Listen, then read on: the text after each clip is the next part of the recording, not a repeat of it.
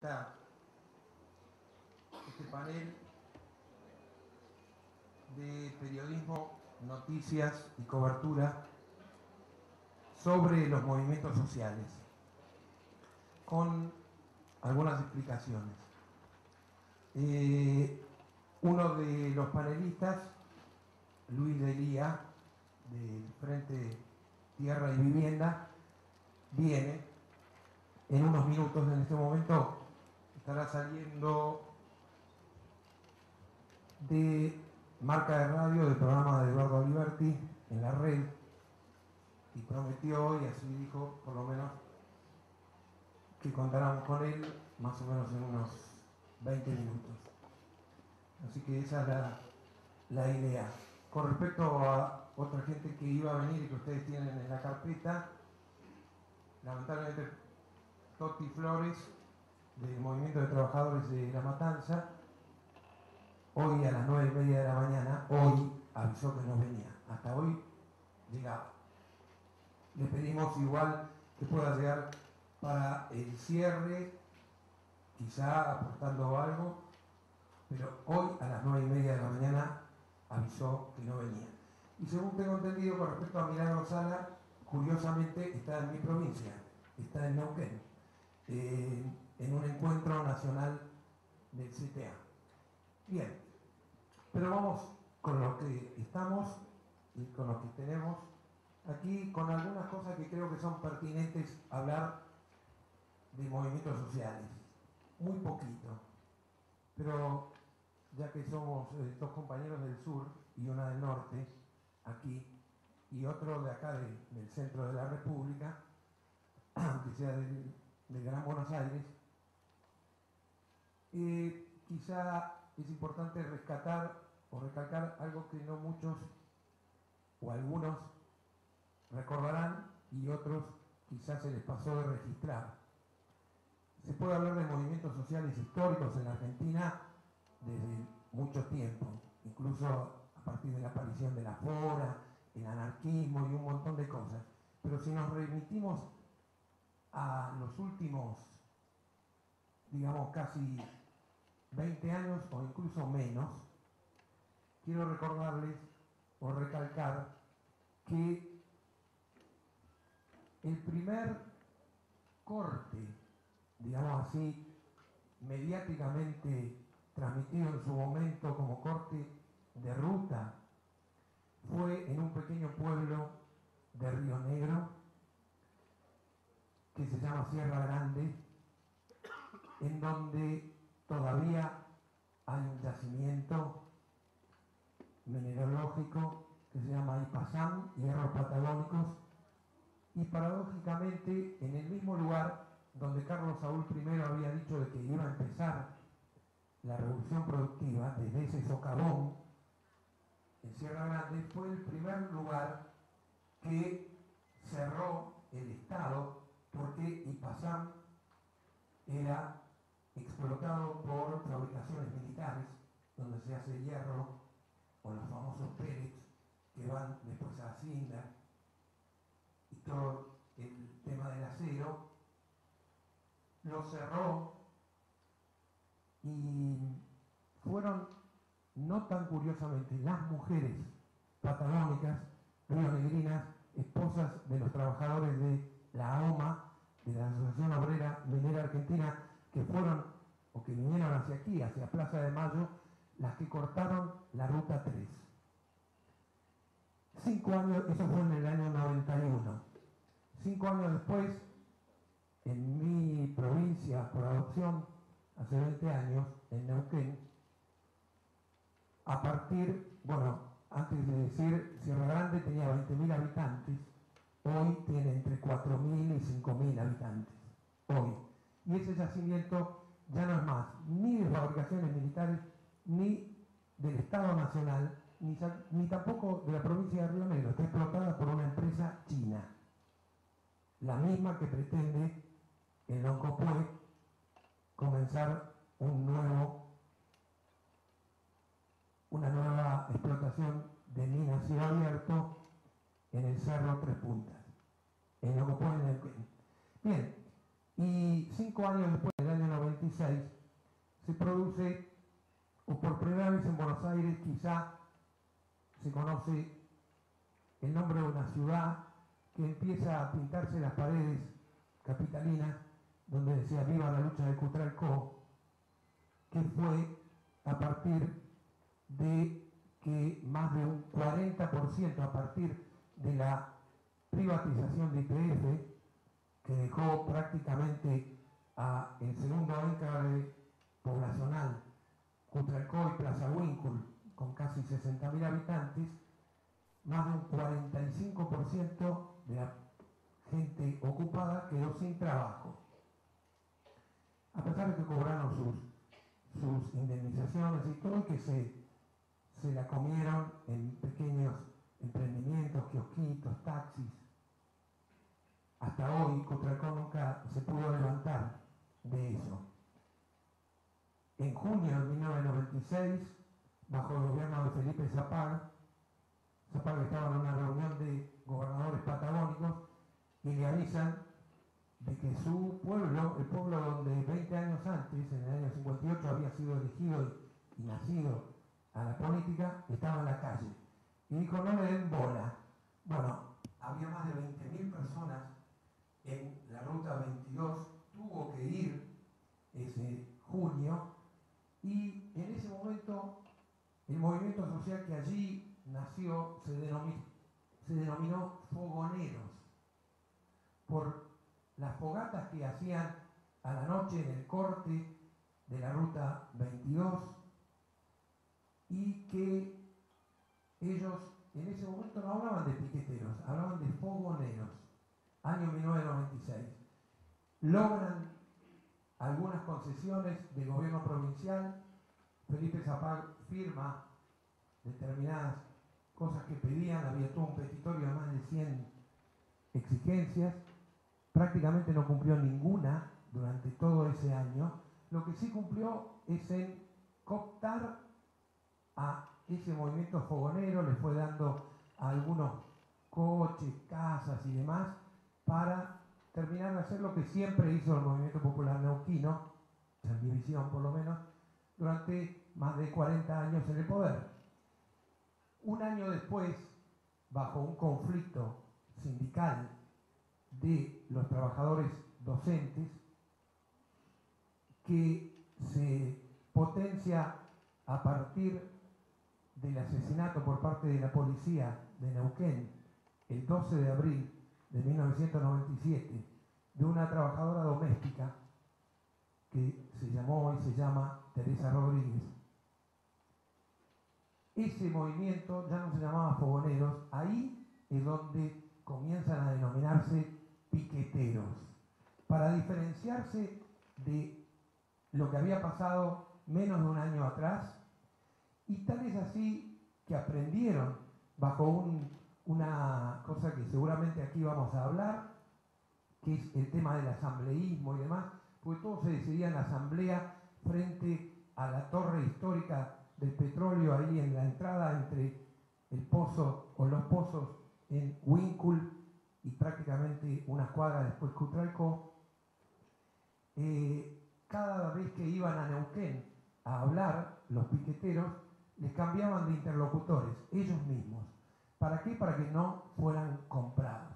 Es una experiencia muy interesante que recién, digamos, allí se conoció y se conoció aún más, y dando una síntesis de eso, a pesar, lamentablemente, del asesinato de Teresa Rodríguez, el mismo día que 3 años antes había matado a Víctor Choque en Ushuaia, el 12 de abril de 1994, en otro movimiento que fue más sindical y de relación a partir de un dirigente sindical que se llamó y se llama Oscar Martínez, de la UOM de Río Grande, muy diferente a la UOM del país en general.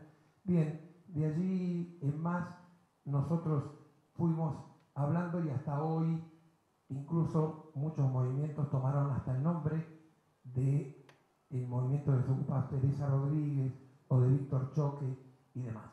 Vamos a presentar a la gente de nuestro panel. En principio, Pablo Quintana, que viene, que nos va a traer la experiencia de la asamblea de autoconvocados, de vecinos autoconvocados de Esquel, una experiencia que fue de una población muy pequeña a nivel nacional, y también de Estela Dicola, médica pediatra tucumana, con una experiencia muy reciente que está pariendo de 9 meses en Tucumán, de los médicos autoconvocados de esa provincia. Les recuerdo un poco las preguntas que nosotros planteamos. ¿Cuáles son, en opinión de ustedes, los errores más graves que comete el periodismo en la cobertura de los movimientos sociales?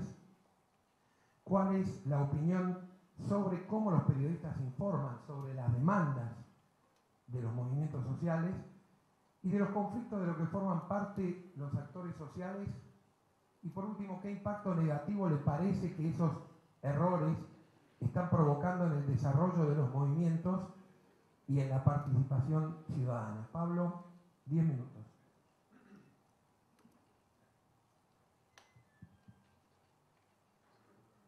Bueno, a mí me gustaría contarles, no sería bueno hacer mucho hincapié en lo personal, pero me gustaría como para contarles un poco la historia y ver cómo observo toda esta relación de lo que tiene que ver con nosotros los periodistas y nosotros los que participamos de movimientos sociales. Porque en mi caso se dio esta particularidad en realidad. Yo hace 12 años que estoy viviendo en Esquel, soy de Córdoba, y allí después de estar trabajando en La Voz del Interior en la provincia de Córdoba, me fui a decidir irme a vivir al sur,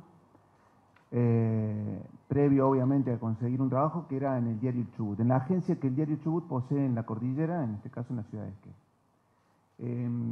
Yo desembarqué allí en el año 97 y bueno, y más allá de bueno, las grandes diferencias que noté entre lo que es trabajar en un diario de las características de lo que es La Voz del Interior, comparativamente con lo que es un diario más sumido en el más interior todavía, como por ejemplo es el diario Chubut, hay una diferencia abismal, lo hablaba recién con un colega precisamente allí de la provincia. Bueno, en función de esto es que a los pocos años de haber estado viviendo en la ciudad, prácticamente a los 4 de estar viviendo en la ciudad, comenzamos a descubrir esta historia de lo que tiene que ver con este mega emprendimiento minero que pretenden desarrollar allí a 6 kilómetros en forma directa de la ciudad de Esquel. Obviamente yo me empecé a relacionar con toda esta cuestión a partir de mi trabajo, de mi labor como periodista, de la agencia, del diario, y bueno, empecé a concurrir a lo que era en ese momento un incipiente movimiento asambleario. Digo incipiente porque recordemos que esto que estamos hablando es del año 2002, veníamos de los movimientos asamblearios aquí en Buenos Aires, que obviamente habían hecho de alguna manera escuela en ese sentido, y me parece que los vecinos, frente a esta problemática que veían que se estaba desarrollando en la localidad, escogieron como la mejor alternativa, la mejor estrategia para hacer frente a esto que tanto la empresa como el gobierno pregonaban como la mejor alternativa, como desarrollo económico y demás para la región. El tema es que, bueno, estas coberturas que empezamos, o en lo personal empecé a realizar, me empezó, en lo personal, yo empecé a sentir como que no era suficiente lo que yo empezaba a realizar como cobertura de esos eventos, de esas charlas, que a veces participaba y me quedaba bastante tiempo viendo los debates y escuchando las exposiciones que realizaban ya no solo los vecinos planteando sus propias preocupaciones, sino inclusive porque el movimiento fue creciendo, no solamente en la cantidad de gente que iba participando, sino en la calidad también. Y digo calidad porque había calidad desde el vecino común, la ama de casa, que planteaba sus preocupaciones de cómo lo veía ella desde la cocina de su vivienda, hasta profesionales que empezaron a llegar desde la Universidad Nacional de la Patagonia San Juan Bosco, que tiene una sede allí en la ciudad de Esquel, y empezaron a realizar también sus propios aportes. Aportes que, por cierto, también en alguna medida nosotros accedíamos por la labor que realizábamos en el medio, y teníamos un contacto, nos permitía de alguna manera esta cuestión de estar participando en la asamblea, saber que había este tipo de aportes más técnicos, más precisos en este tipo de información. Pero sin embargo, quienes han tenido la posibilidad de participar en una asamblea, es una instancia muy rica en lo que tiene que ver con el flujo de información que empieza a circular, desde las opiniones, insisto, y desde el apoyo que allí se empieza a escuchar. Y obviamente, llámese para la cobertura de un diario, para la cobertura en la radio y obviamente de la televisión, el espacio empieza a ser cada vez más chico y entonces la forma de poder transmitir eso al lector, al oyente y demás, es como que se empieza a hacer como un poco más complicado. Bueno, la cuestión es que en este afán de querer involucrarme cada vez más por la información que venía circulando, bueno, obviamente me terminé volcando, diría ya, mucho más como mi actividad como periodista que como mi actividad como vecino en el proceso asambleario. El tema es que una vez ya adentro de lo que tiene que ver con el movimiento social, lo que empecé a descubrir es empezar a ver ya la realidad desde el otro lugar, ¿no? Desde el militante de la asamblea y ver cómo nos terminábamos observando los propios medios. Y lo que notaba era esta cuestión de que, quizás por una falta de capacidad, quizás por una falta de interés, el movimiento asambleario o la cobertura de lo que tenía que ver con el movimiento asambleario se remitía o se reducía simplemente a lo que tenía que ver con manifestaciones callejeras que a veces se realizaban, las veces que eventualmente se realizaban las asambleas, que obviamente no eran todos los días, porque convengamos que es una actividad que requiere tiempo, los vecinos necesitan obviamente sus propios espacios y demás. Entonces, como que el hecho social en sí termina tapando lo que en el seno de ese movimiento se empieza a divulgar o a tratar de descubrir, ¿no? Y entonces, en el caso puntual de lo que sucedía con Esquel, estamos hablando de lo que significaba el impacto ambiental de un emprendimiento minero, las cuestiones que tenían que ver con las legislaciones mineras que habían sido votadas durante la década del 90. Todo esto se venía denunciando y se venía descubriendo, porque además, imagínense que para Esquel, es una localidad que vive, si se quiere, obviamente, de los empleados públicos, porque son muchísimos la cantidad de empleados públicos que tiene la localidad, pero también tiene un perfil turístico a desarrollar. De hecho, tiene un centro de esquí como es La Olla, tiene el Parque Nacional Los Alerces en cercanía, La Trochita, que es un ferrocarril antiguo y que es un atractivo turístico también. Pero bueno, obviamente de turismo, quizás el vecino, el común de los vecinos, podía saber de qué se trata. Ahora, de cuestiones mineras no se sabía absolutamente nada. Y esto era el flujo de información, es lo que circulaba dentro de la propia asamblea. Y es lo que en definitiva no terminaba llevándose a los medios. Y insisto en esta idea, los medios terminaban preocupándose más por el impacto social que podía llegar a generar una movilización en pleno centro de la ciudad. Y el otro día lo he charlado con algunos colegas, el caso de Gualeguaychú me parece que es el más ejemplificador. Se termina hablando del corte de ruta y priorizamos el impacto que genera el corte de ruta y los impactos que puede llegar a generar, que es en definitiva por lo cual se están congregando los vecinos en la asamblea, en lo que impacta precisamente Botnia, lo dejamos de segundo lado. A los medios nos cuesta hablar de vecinos, pobladores, y terminamos hablando de ecologistas, medioambientales, o gente que está vinculada a movimientos medioambientales. Entonces, es como que hay una estimación precisamente de lo que tiene que ver con estos movimientos sociales. Y es lo que particularmente observaba una vez que me involucré con el movimiento de la Asamblea. La otra cuestión que también, y lo hemos charlado en la mesa de ayer, es esta cuestión de la diferencia en cuanto al aparato y y la forma de difundir información que tiene tanto las empresas, en estos casos puntualmente cuando hablamos de estas cuestiones que tienen que ver con cuestiones de impacto ambientales, tanto las empresas, las mega empresas y los propios estados, y lo que tratamos o tratan de difundir estos movimientos sociales. Obviamente hay una diferencia abismal en cuanto a fuerzas de poderes. Escuchaba en la mesa anterior, donde Andrea Vidal de Chile hablaba de la comunicación estratégica, le preguntaba precisamente Helio a qué se refería, y hablaba ella de la confusión de aquellos que de alguna manera intentan difundir escondidamente cuestiones que están vinculadas a otras cuestiones. Bueno, esto resulta muy habitual, digamos, el manejo de la información que terminan realizando, lo que se está tratando de denunciar a través de los movimientos sociales, es muy habitual. digamos, insisto, y vuelvo al mismo ejemplo, con Esquel nos pasó eso. Merian Gold, que era la empresa minera que pretendía desarrollar el emprendimiento minero en el cordón Esquel, utilizaba precisamente para infiltrar la información que le convenía. De hecho, hacía benevolencia de Estado, entre comillas, dando, por ejemplo, equipos de computación a escuelas. Entonces esto era difundido precisamente por los propios medios. Eran citados, eran actos realizados dentro de lo que podía ser el salón de la propia municipalidad. Entonces la municipalidad, a través de su Secretaría de Prensa, convocaba a los medios para que dieran cobertura de esa donación que estaba haciendo la empresa para con la escuela, y entonces lavar su imagen social frente a la comunidad.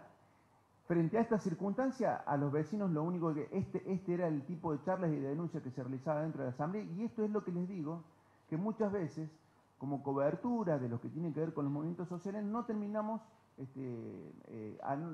llegando al seno de esos movimientos. Y entonces nos perdemos la información que allí está fluyendo. Y terminamos haciendo una cobertura del cascarón que se ve de esos movimientos sociales. ¿Me explico? O sea, es como que terminamos llegando a la cobertura si hay un corte de ruta. Y en todo caso después terminamos analizando si está bien el corte de ruta, cuál es el derecho que tiene el que va a transitar por ese lugar. Y entonces terminamos desvirtuando lo que en definitiva el movimiento social ha venido reclamando, no se ha venido escuchando, entonces termina realizando una acción social contundente y bueno, y obviamente se termina desvirtuando de la lectura que hacemos los propios medios. Ejemplos que les doy, en Esquel, por ejemplo, sucedió scratches que se hicieron a medios. Analicemos en todo caso si corresponde o no corresponde. Medios que obviaban absolutamente lo que estaba sucediendo. ¿Por qué? Porque tenían una jugosa pauta de la empresa minera. El diario local de la ciudad de Esquel obviaba las manifestaciones, obviaba las asambleas, y se había gestado un movimiento muy fuerte. De hecho, bueno, el desenlace fue ese 82% que votó en contra del emprendimiento.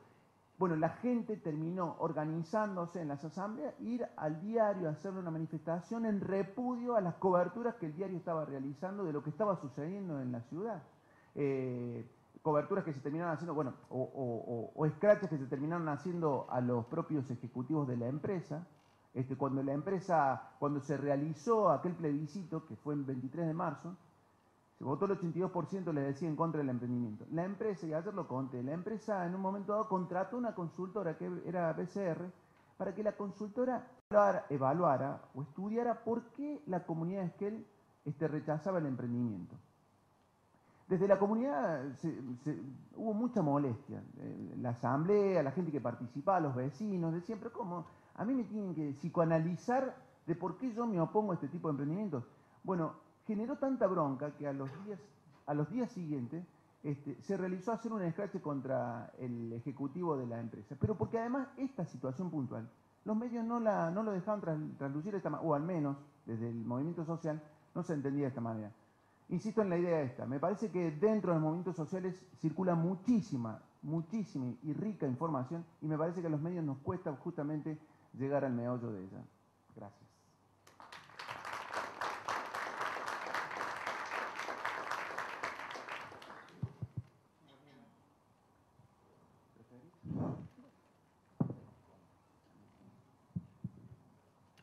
Hola. Bueno, buenos días. Muchas gracias al equipo organizador por haberme invitado. Yo represento a un movimiento que nació alrededor de abril, que es un movimiento de trabajadores de la salud de Tucumán, y como primera cosa nos está costando casi 9 meses que no nos digan solamente médicos.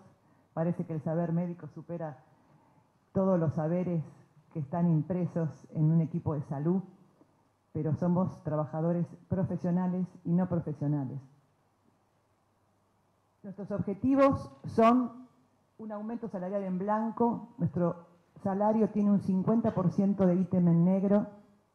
La estabilidad laboral, hay más del 50% del personal de salud en condiciones de transitoriedad, y peor aún, en condiciones de monotributistas, plan jefes y jefas y demás planes existentes en este país, que hacen que el sistema de salud y fundamentalmente su base de sustentación, que son los centros de atención primaria, los que están en contacto con la población se mantengan con personas que ganan menos de 1.000 pesos, profesionales con 1.500 pesos, en total condición de precariedad. No pueden parir, no pueden enfermarse, nada, porque no bajar y por lo tanto no cobran. El 82% y la insalubridad previsional. Nuestra carrera tiene 21 años de antigüedad, nos dieron todos los deberes pero ningún derecho. También pedimos que se ponga en práctica nuestra carrera y empezar a hablar realmente de políticas de salud y salir de una política de salud mercantilista. Un poco el compañero me hace acordar, y creo que es una cosa importante de poder charlar, todos los emprendimientos constructivos que se hicieron en mi provincia, que hizo este gobierno, que son bastantes y muchos, los pagó la lumbrera. También lavó sus culpas la lumbrera, y nosotros tenemos que trabajar sabiendo que esa construcción está haciendo que mucha gente en Catamarca no tenga hoy agua potable ni para tomar, ni para poder poner su semillita para tener algo para comer. ¿Cuáles fueron nuestros pecados? Nuestros pecados fueron unirnos con el equipo no profesional, es decir, traspasar la barrera del profesional, del señor doctor y etcétera, y unirnos con todos los trabajadores de la salud. Eso generó lo segundo, que es estar por fuera de los gremios. Nuestro grupo es un grupo gremial, pero no está sindicalizado, y hemos estado luchando y estamos luchando no solamente contra un gobierno que no quiere escuchar, sino contra una cantidad de gremios, especialmente ATSA, que está horrorizado porque le estamos sacando su sustento, su basamento institucional, y porque nosotros, desde un movimiento totalmente asambleario, también nosotros nos movemos por asambleas por hospital y por centro de salud, y una asamblea general que decide y toma las decisiones semanalmente de lo que vamos a hacer, y esa es la decisión que se lleva a cabo. Y esto genera un desasosiego terrible porque el equipo de salud y los negociadores y los delegados no nos rendemos. Y enfrentar, por lo tanto, la política clientelista del gobierno de Tucumán. Nosotros hemos hecho paros, hemos tenido por gripe A 2 enfermeras muertas. Hoy es el Día de la Enfermera y aprovecho para homenajear a Norma Aquino y a Débora Molina, que han muerto por gripe A y que eran 2 enfermeras con precariedad laboral, eran reemplazantes no permanentes, y otra era monotributista, y que tuvimos que pagar el cajón a una de ellas. Y que a partir de esta situación de la muerte de estas 2 enfermeras, empezamos en 3 de agosto con un kit de colaboración o retención laboral que se mantiene hasta la fecha. Hemos hecho abrazos a los hospitales, hemos hecho paros, hemos hecho 24 marchas. La última fue ayer, más de 15.000 personas en la Plaza Independencia, que es la plaza de mi provincia. Hemos hecho varios kits de colaboración, como ya he dicho, cierre simbólico de los hospitales. Hemos topado rutas, pero nosotros la prensa decía, van a cerrar las rutas. Nosotros íbamos, hacíamos que la gente le entesca el tránsito, le entregábamos un mate cocido, un pedazo de bollo y le dábamos un panfleto de nuestro movimiento. Era nuestra forma simbólica de cortar las rutas, inclusive la ruta a los valles, ¿no? Y por eso este movimiento, que empezó siendo de 70 personas, hoy está involucrando a la gran mayoría del equipo de salud y se ha transformado no solamente en un movimiento sectorial, por intereses de una determinada parte de la población, sino está siendo la voz de Tucumán, la voz de los sin voz. La voz de un montón de gente que se siente sojuzgada y que no puede hablar, que no encuentra los carriles y que encontró en los autoconvocados de la salud la forma de expresar su bronca. Es fundamentalmente, es verdad, un movimiento que pertenece a una clase social media, la clase baja. Hay un apoyo de la población porque la gran mayoría de los pacientes no acusan al equipo de salud de esta situación que estamos viviendo, sino que acusa al gobierno porque entiende que un equipo de salud no puede sobrevivir con lo que estamos ganando y por lo tanto no puede atender y dar su prestación como debe ser. Con respecto al periodismo, ¿Cómo empezamos? Empezamos nosotros con las solicitadas, porque no había otra manera, no nos daban ni 5 de bolillo. 9 solicitadas, mucha plata, muchísima plata, que la de nuestros bolsillos, de los colegios profesionales. Después empezaron a caer los medios más chicos, empezaron a haber cobertura a través de internet, algunos diarios de menor tirada, y tuvimos que llegar recién a la marcha número 10 o 12 para que el diario local más importante, de mayor tirada, empezáramos a aparecer, por supuesto, en las páginas más de atrás, ¿no? 13, 14. Todos los días leíamos la Gaceta a ver en qué página estábamos. Pero sí yo tengo que decir que de la mayoría de los medios más chicos hemos recibido de todos los periodistas un gran apoyo. Yo creo que el movimiento que generó este apoyo social también generó el apoyo social del periodismo, de la gran parte del periodismo más chico, que podía leer la cosa desde otro lugar y posiblemente con menos vínculos más económicos o con respecto a los intereses provinciales y nacionales.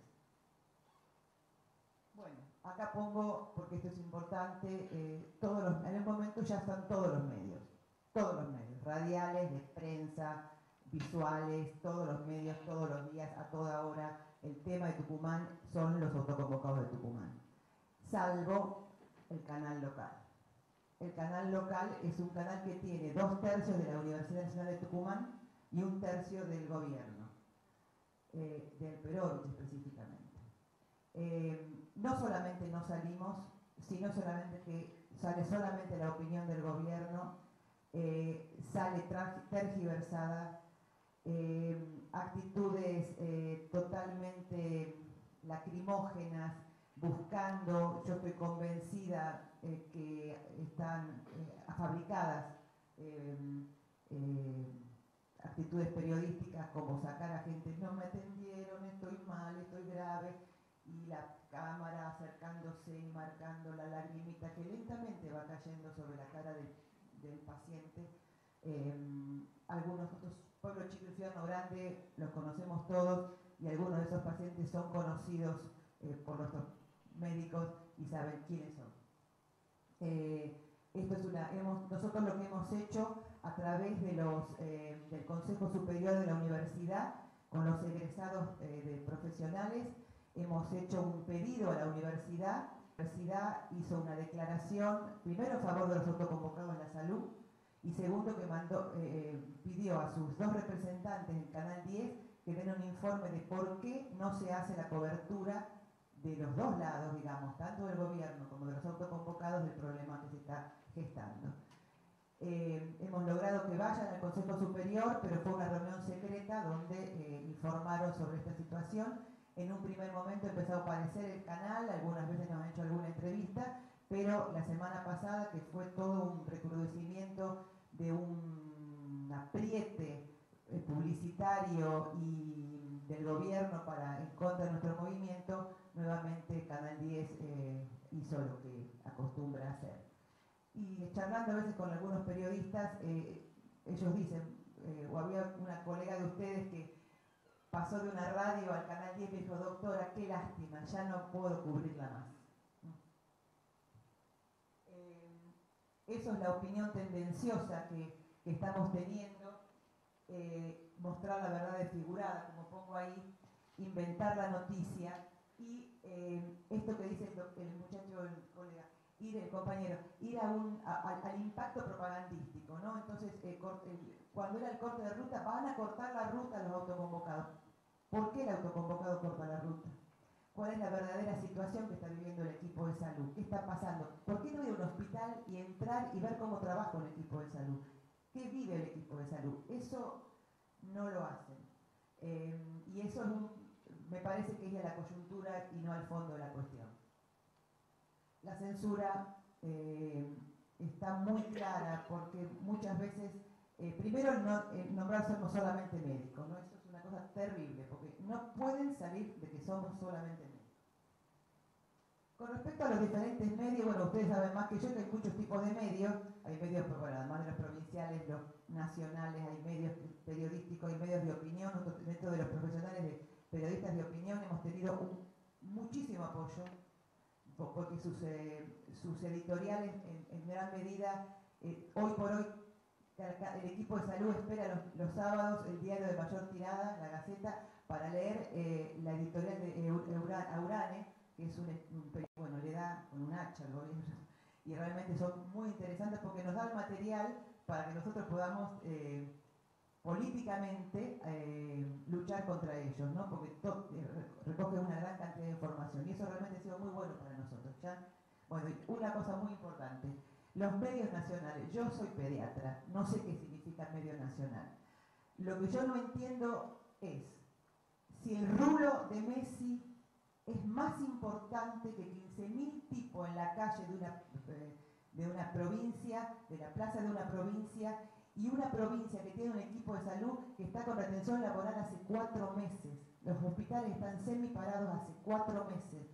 Entonces, ¿por qué? ¿Qué hay que hacer para que Dios, que está en Capital Federal, escuche y divulgue a nivel nacional una situación donde estamos presionados, nos han descontado el sueldo, el 50% del sueldo 3 meses consecutivos, hay apriete, nos quieren echar, tuvimos 2 personas muertas y no podemos salir en ningún noticiero. Yo he venido 3 veces a Buenos Aires, a través de diferentes personas hemos recorrido y no hemos conseguido más que escasísimas cosas.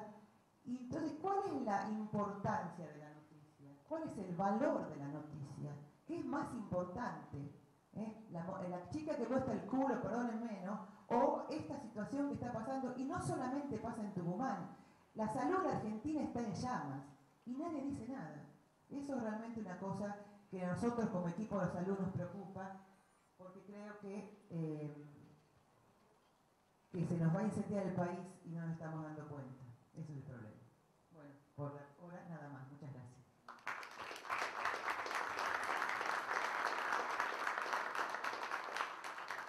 Bueno, el tercer panelista todavía no apareció, así que se abre las preguntas a los 2 que están aquí y después, esperando que aparezca, ojalá vamos a tener ese tiempo. Puede ser, por llegar por algún piquete.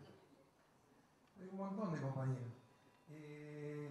Bueno, 1, 2, 3, 4, Raúl, dale. Tratemos de hacerlo lo más cortito de ahí y allá. Dale. 2 cuestiones. En un principio, con algo que dijo la señora, tiene que ver con los medios pequeños. Quizás por ahí sí no pensás que mucho tiene que ver la pauta oficial que a los medios pequeños no llega. En consecuencia no tienen presiones en ese sentido. Muy posiblemente. El otro tema, ¿qué pasa cuando yo tengo que cubrir en la provincia de La Pampa? Existe, por ejemplo, el movimiento de los sin techos. Un movimiento que tiene una causa noble, porque realmente habla de aquellas personas que están demandando una vivienda, que viven en situaciones de precariedad, que reclaman una vivienda, pero el líder del movimiento pertenece al marinismo, que es la oposición a Berna, o sea, al peronismo opositor, y los utiliza políticamente. Entonces yo periodísticamente, ¿cómo hago para separar lo que es un objetivo noble, que un montón de gente que realmente va a reclamar y va a las manifestaciones a pedir una vivienda, con lo que es la intención política del líder?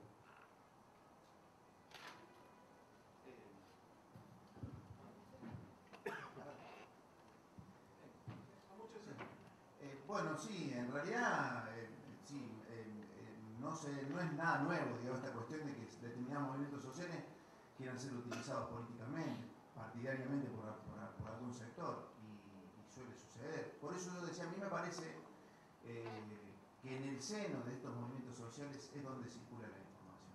Y si uno tiene ese acercamiento, digamos, a través de lo que tiene que ver con los voceros o no, esta cuestión de ver el entorno, me parece que por ahí podemos caer en esta cuestión, ¿no? De terminar haciéndole el juego a quien en definitiva quiere sacar la Yo a veces he tomado la opción de preguntarle a los vecinos que están en el movimiento, algunos no quieren porque después el líder, como quien dice, no quiere.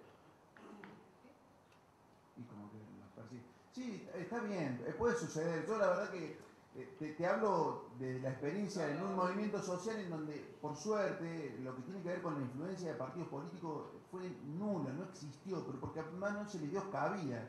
Y la asamblea como tal, lo que tiene, justamente es muy horizontal, ha sido tan horizontal, fíjense que inclusive se conforma cuando en pleno proceso de todo el movimiento asambleario, de muchísima gente participando de la misma, se terminaron conformando comisiones. Había una comisión que trabajaba con cuestiones técnicas, había otra que trabajaba con una comisión abocada a cuestiones legales, otra que trabajaba abocada a la cuestión de comunicación, y donde se trataba de alguna manera de la participación de los vecinos. En la cuestión de comunicación participaba yo porque yo era periodista, pero había vecinos que no tenían absolutamente nada que ver y llevaban su aporte a la hora de ver qué se podía difundir, qué no, cómo hacer los contactos con los medios y demás. Digo, hablo de la experiencia mía y bueno, por eso digo, me parece que en el seno vos podés tener una charla, un cara a cara con los vecinos que te terminan brindando una información que desde afuera me parece que no lo observas. Nosotros no tenemos, bueno, un líder, porque no somos líderes, somos delegados de base, todos de base. Pero sí se nos han pegado de todo. Se nos han pegado de todo. Nosotros tratamos de ser muy amplios en eso. La idea nuestra es, todo aquel que quiera defender la salud pública, viene, atrás nuestro, nunca adelante, siempre atrás nuestro. También formamos comisiones. Porque, bueno, la realidad es que viene todo el espectro que está en contra del Perovich. Eso es una realidad, digamos, el oficialismo no viene también hay, ustedes saben que hay un peronismo disidente. Al Perovich tampoco era peronista, era radical, ahora es devenido peronista para poder ser gobernador. Pero todo el que quiera viene. Nosotros, pero atrás nuestro. En nuestras marchas no hablan, han venido muchísimos políticos, pero no hablan. Están junto con nosotros en la marcha, pero no le damos la palabra en la marcha. Le damos a algún sindicato progresista o acá a la FESPROSA, por ejemplo, que nos ha colaborado mucho en todo este proceso, porque es un movimiento social y es un movimiento de salud, pero los demás van al mismo nivel que nosotros y no hablan. Sí, buenos días. ¿Qué opinión tienen de el tratamiento que tienen determinados medios lejanos, cercanos al kirchnerismo, respecto a movimientos sociales lejanos, cercanos al kirchnerismo? Es decir, por ejemplo, si hay una represión, ustedes conocen algún caso que alguna agrupación allegada al gobierno produjo tales cosas y sin embargo los medios lo ocultaron. En cambio, cuando hubo algunas que acamparon el 9 de julio y no estaban alineadas con el gobierno, en cambio sí tuvieron más demonización por parte de medios oficialistas. Si en su provincia pasan casos similares, o si conocen otros que nos pudieran dar a conocer en el interior, que bueno, muchas noticias no llegan. Bueno, lo que te cuento del canal local, del canal 10, saca solamente lo que es a favor del gobierno, solamente. Saca a los sindicatos del gobierno, como le digo yo, son los sindicatos del ministro, no son los sindicatos de la gente, y no nos saca a nosotros. 24 marchas, no salió ninguna en Canal 10, ninguna. En los otros medios nos grababan desde los balcones y salían en los otros canales de televisión, salían toda la marcha, lo que nosotros decíamos, etcétera. En Canal 10 no salía. Nada, no sale nadie. Cuando sale en contra nuestra, a favor del gobierno y de los sindicatos vendidos, nada más. Yo creo que, bueno, no sé, hablo por ahí del caso en la provincia de Chubut, lo que sucedió fue muy claro. Digamos, el movimiento asambleario surgió durante el gobierno radical de José Luis Isurbide. Para muchos, lo que explotó en Esquel con el movimiento social le generó justamente la caída o el impedimento para que Isurbide pudiera repetir su mandato como gobernador. Le terminó ganando justamente en esa elección el actual gobernador Mario Das Neves.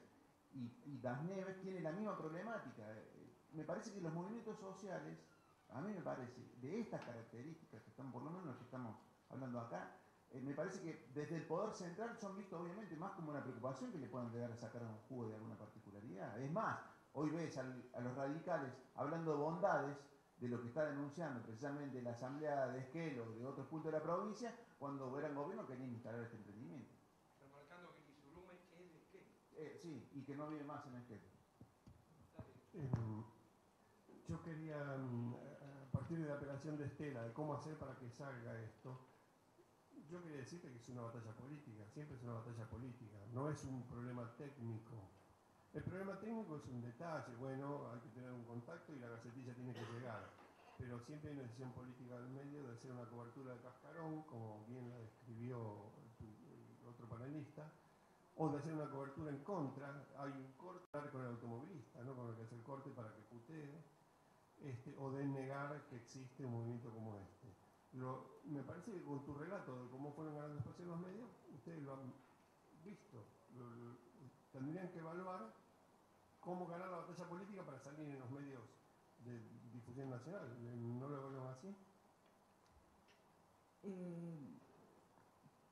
Cuando vinimos acá, la primera vez que yo vine con una amiga política que me llevó a todos los medios, la idea era mostrar a las 2 enfermeras muertas.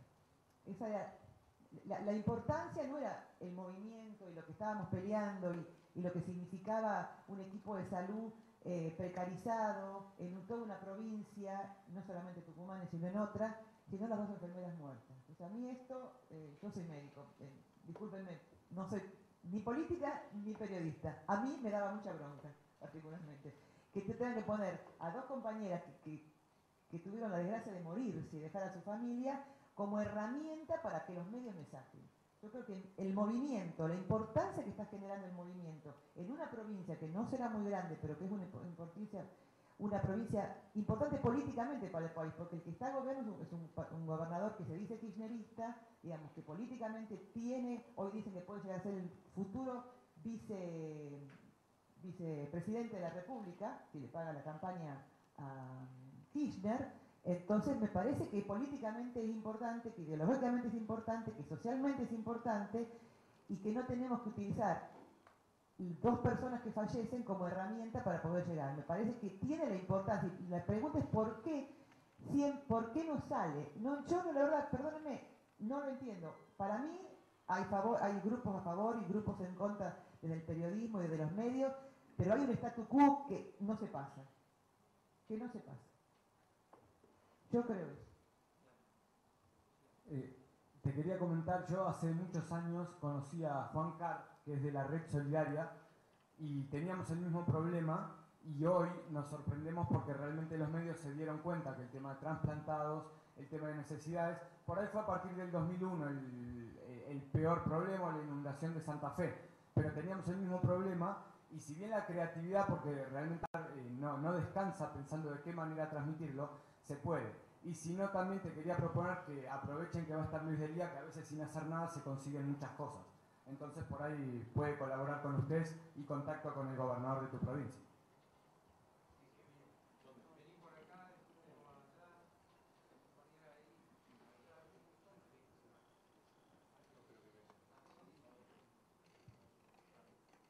Bueno, la pregunta cortita para Estela, simplemente hablaste del canal local y no mencionaste al 8, que es del grupo Telefe, y me gustaría saber qué pasa con el 8. Que también El 8 que nos graba desde las alturas. Los compañeros del 8, para mí son compañeros, ¿no? Realmente yo les tengo muchísimo... Yo hay gente que les debo y les tengo muchísimo cariño porque nos han cubierto, nos dan mano, yo los llamo, les digo, chicos, hacemos tal cosa, Zoom, vienen...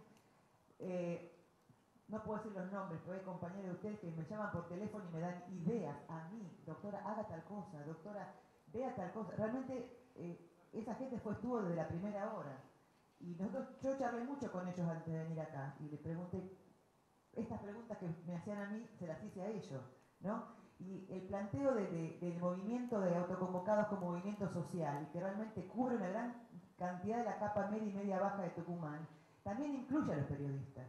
Entonces, de esa gente hay muchísimo apoyo y que nosotros le agradecemos, yo especialmente todos los días.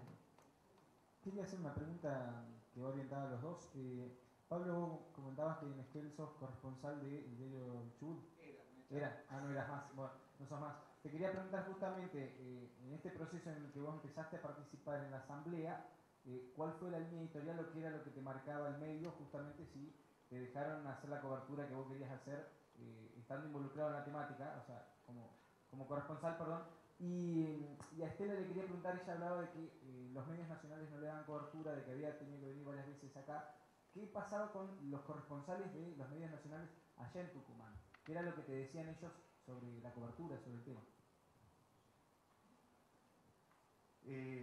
Sí, mira, la problemática se desató así públicamente, lo que tenía que ver con la noticia del emprendimiento, a mediados del 2002. Venía ya de hace un tiempo trabajándose entre el gobierno y la empresa, pero en el año 2002 el gobierno y la empresa deciden anunciarlo públicamente. Es más, el gobernador que hablábamos recién, José Luis Isurne, anunciaba que en diciembre de ese año iba a realizar la audiencia pública, que por ley está establecida en la provincia que para este tipo de emprendimiento se debe realizar en una consulta que no implica, no es que porque se rechaza el emprendimiento en esa audiencia se va a rechazar, pero se debe realizar. Ya tenía todo anunciado. Además, en diciembre la audiencia pública, enero comenzaba a realizarse la tarea de explotación. La cobertura que yo realizaba en el diario era esta que comentaba al comienzo, y tenía toda la libertad del mundo para realizarla. Con las particularidades que tienen los diarios del interior, no hay un trabajo estricto. De hecho, en la agencia éramos 3 personas las que trabajábamos, 3 colegas. Y bueno, y la cobertura era, yo tenía un trabajo que a mí me lo permitían realizar de todas maneras. Esto fue hasta fines del año 2002. Principio del año 2003, ustedes recuerden que en marzo se llevó a cabo el plebiscito. La empresa empieza a sacar una pauta jugosísima en el diario. Y a partir de allí el diario empezó a poner trabas en la cobertura que yo realizaba. Y empezamos a tener discusiones con el director del diario, José María Sáenz, puntualmente de este tema. El tipo me decía que terminábamos con las coberturas que se estaban realizando, a lo cual, bueno, obviamente yo consideraba que no correspondía y seguía publicando las notas, aunque muchas veces no me las sacaban, porque la casa central está en Trelew, hasta el desenlace que fue que en noviembre del 2003 el diario Meta.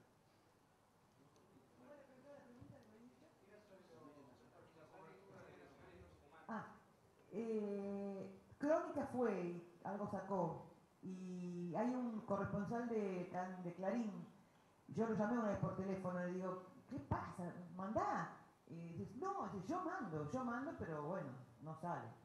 Salió, creo, 2 o 3 veces en alguna columna que según dicen para Clarín es una barbaridad, pero bueno, no sé, yo no conozco, no sé cuánto manejaré.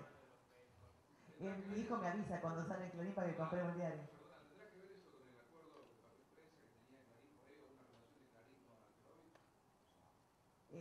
No sé las vinculaciones de Clarín con Alperovich específicamente, pero yo creo que sí puede tener que ver. Ahora a mí me llama la atención porque Clarín es un medio del grupo, del grupo Clarín, como dice, que está en contra de la ley de medios. Kirchner, Alperovich decía, podría Clarín o los medios de Clarín sacar, porque de alguna manera políticamente están en contra de, pero bueno, tampoco sale. Por eso le digo que hay un estatus, hay otra cosa que no tiene solamente que ver con lo político. No sé qué es, pero hay otra cosa.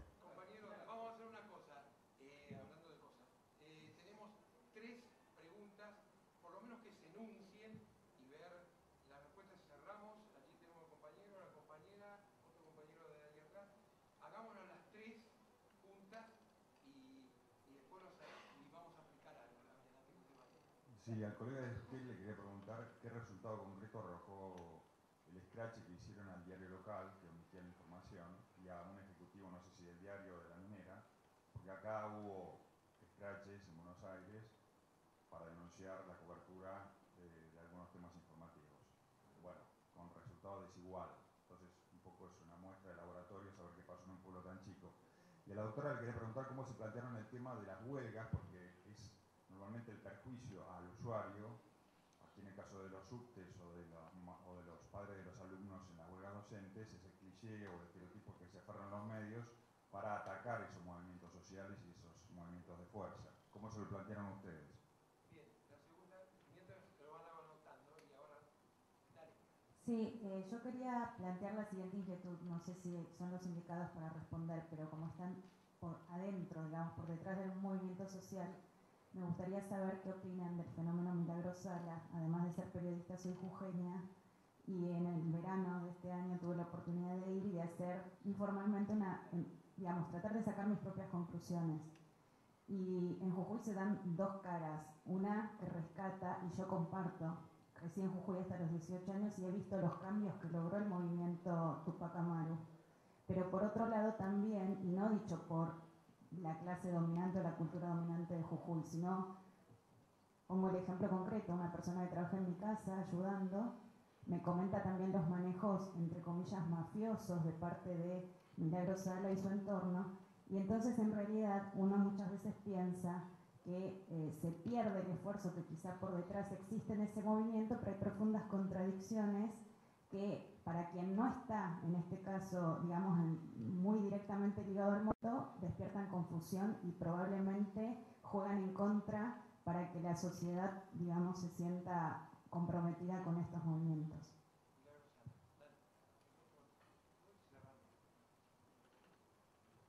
No, era un comentario nada más con respecto a lo que se había planteado de la vinculación de los movimientos sociales con la política. Hay algunos medios de comunicación que están bastardeando la actividad política como algo negativo, y yo me pregunto en realidad si en lugar de pensar qué sectores políticos, qué partidos políticos están con estos movimientos sociales, no es más fácil decir, bueno, más allá de esa vinculación, ¿es genuino el reclamo? Digamos, ¿está la salud de Tucumán en la situación en la que está? Digamos, con eso ya nos basta para dar una respuesta, no importa en realidad si hay una vinculación política, porque en realidad todo movimiento social es político.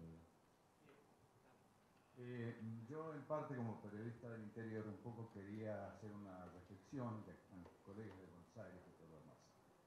A los medios de Buenos Aires les interesa el interior exclusivamente cuando hay un escándalo o muertes. Otra cosa no.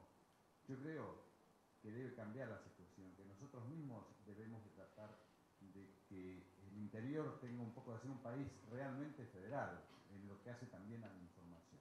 Esa es mi reflexión. ¿Y dónde sos? De Mendoza.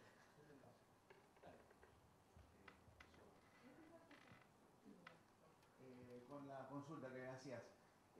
Bueno, en realidad el scratch a los medios no tuvo el efecto de la satisfacción de la gente haciendo el scratch frente al diario. El diario no cambió su postura, porque detrás está no solamente la pauta de la propia empresa, la mega empresa, sino del propio gobierno. Y está claro que el bolsillo mata en este momento no a Galán, sino al movimiento social. Y la otra cuestión es que el scratch fue a un ejecutivo de la empresa. Y los scratches a los ejecutivos de la empresa sí tuvieron efecto. Porque los familiares de los ejecutivos que no eran de Esquel, obviamente venían, en ese caso eran de Chile, porque Merian tiene un emprendimiento precisamente en el norte de Chile, eran en ese caso chilenos. Y los familiares de los ejecutivos no se bancaban en la situación, el clima social que se había generado, y frente al hostigamiento decidieron irse. Respecto de los Milagros Salas, yo sería injusto si hablara de Milagro. Yo estoy convencido de su labor y de su trabajo, pero digo, no sería justo si hablara, estoy más de 4.000 kilómetros de distancia del lugar donde suceden los hechos. De todas maneras, quiero dejar un dato. Nosotros difundimos en el año 2005 un audio de una reunión que realizó Merian Gol, el emprendimiento que si quiere, la empresa que era en aquel momento, con consultoras y periodistas que trabajaban con la empresa, para ver estrategias de cómo infiltrarse en la comunidad y dar vuelta la decisión que había tomado la comunidad. Y esas estrategias marcaban varias cosas. En el audio se escucha claramente. Nosotros lo dimos a conocer en mi radio, donde yo trabajo, lo difundí. Nos valió una demanda por parte de la empresa a 4 vecinos y 2 periodistas que después la justicia rechazó. Y en esos audios se escucha cuál es la estrategia. Infiltrarse en juntas vecinales, infiltrarse en las escuelas, y otra de las cuestiones era ver cómo se manejaba con algunos actores sociales que tenían buena presencia dentro de la comunidad, a ver cómo se los desprestigiaba de alguna manera a esos actores sociales. Lo vinculo un poco a esta consulta que hacía sobre Miguel González. Bueno, con respecto a la huelga, nosotros no hacemos huelga, hacemos retención laboral. Si no atendemos consultorios, atendemos toda la emergencia, toda la internación, toda la consulta grave, los pacientes graves, los pacientes que no son graves pero se pueden poner graves si no se atiende. Sí hay disminución de la cantidad de cirugías, etcétera, pero tratamos de hacer, porque es muy complejo, bloqueo informático, tratando de que no le llegue la información al gobierno de lo que estamos haciendo, y atendemos por el costado. Y eso es lo que hace que la gente nos apoye, porque no dejamos de atender, pero decimos que no atendemos. Hemos hecho paros sin concurrencia, pero son los menos. Los que más hemos hecho es que nos descuentan por estar en el hospital y teóricamente, como no damos información, dicen que no trabajamos porque no producimos. La medicina ahora se vive por producción. ¿Cuántos resfríos, cuántos catarros atendemos? Ya no se vemos por nada. Perdón.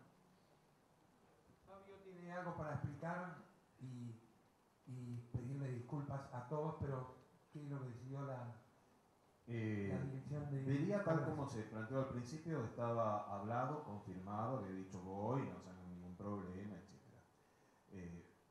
Optó por estar en el programa de Eduardo Oliverti, lo cual es absolutamente legítimo, son decisiones individuales. Se lo estuvo esperando hasta ahora. Dado el avance de esta mesa y que nosotros tenemos un cronograma que respetar con ustedes y con nosotros, hablamos a la producción diciéndole a la gente que trabaja con Dería, a la Secretaría de Dería, diciéndole muchas gracias ya, que no venga, que no sea cosa que encima choque por culpa nuestra, está lloviendo para llegar tarde. No, le dijimos, señores, nosotros, cuando vamos a cubrir una conferencia de prensa, no esperamos 1 hora y media a la persona que nos citó. Si vamos, nos sentamos a esperar una conferencia de prensa, estamos un tiempo determinado y después, chao, muchas gracias. Bueno, es respeto también. Considerábamos de que no correspondía darle un espacio estelar fuera de lo que estaba organizado para este Congreso, porque no es el Congreso, la estrella del Congreso es lo que tenemos y lo que podamos discutir. Y ahora es el espacio de que podamos discutir en horizontal, entre todos nosotros como miembros de FOPEA, todas las enseñanzas, aprendizajes, críticas, aportes y sugerencias que nos estuvieran dando en estas 36 horas. En ese marco,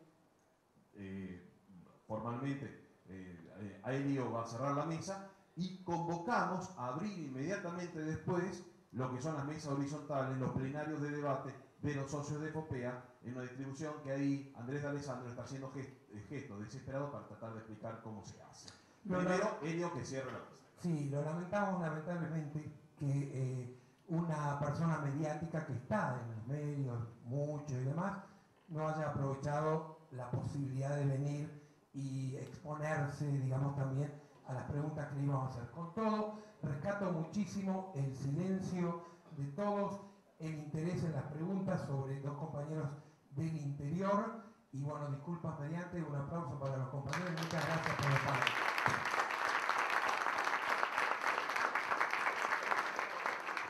Gracias, Elio, gracias a todos. Reitero yo también las disculpas de la organización, que en realidad no nos toca más que por el incumplimiento de uno o dos invitados, porque también Toti Flores se había comprometido, como estaba en el programa, y hoy a las 9 de la mañana también nos llamó para decirnos que no llegaba. Esto suele suceder, es muy común, pero bueno, impacta cuando son dos de tres, ¿no? Los invitados de tres. Pero les agradecemos mucho acá a los colegas que participaron. Solamente para explicar la dinámica, estas reuniones plenarias son como cierre y conclusiones entre los socios de FOPEA, pero también pueden participar aquellas personas que no son de la organización, de la institución.